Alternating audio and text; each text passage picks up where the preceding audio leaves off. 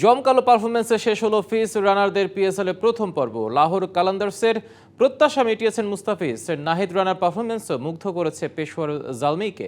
সুযোগ মেলেনি তানজিদ তামিমের, আলো কাটতে পারেননি রিশাদ শরীফুল। ইনজুরিতে পিএসএল শেষ পারভেজ ইমনের। নিউজিল্যান্ড সিরিজের জন্য দেশে ফিরেছেন মুস্তাফিজ শরীফুলরা।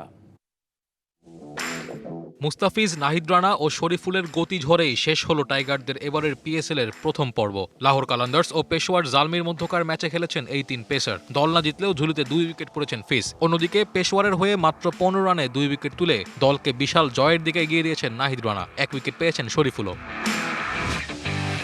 এবারের পিএসএলে বাংলাদেশিদের মধ্যে সেরাটা দেখিয়েছেন বোলাররাই। লাহোরের হয়ে 5 ম্যাচে 6টি উইকেট নিয়েছেন মুস্তাফিজ। বিগ ব্যাশি স্টার পারফরমেন্সের পর পিএসএলে ফ্লপ রিশাদ হোসেন। 4 ম্যাচে 2 উইকেট তুলেছেন গড়ে 77-এর একটু বেশি রান দিয়ে। একই সমীকরণে উইকেট পেয়েছেন শরীফুলও, তবে গড়ে দিয়েছেন 46 রান।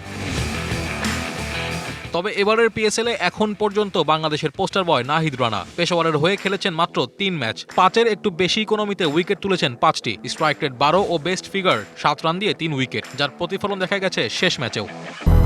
200-র বেশি সার্ভিস ও ফিচারে লেনদেনের সব বিকাশ অ্যাপে সম্ভব।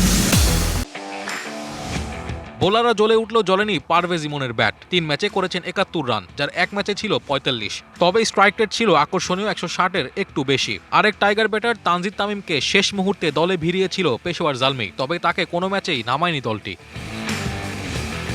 পিএসএলে নিউজিল্যান্ড সিরিজের আগে শুক্রবারই শেষ ম্যাচ খেলে ফেলেছে টাইগাররা। 12 এপ্রিল পর্যন্ত এনওসি থাকলেও শনিবার পিএসএলে কোনো ম্যাচ নেই মুস্তাফিজ রিশাদদের। 25 তারিখ পর্যন্ত পারভেজ ইমনের এনওসি থাকলেও চোটের কারণে অন্যদের সাথে দেশে ফিরছেন তিনিও।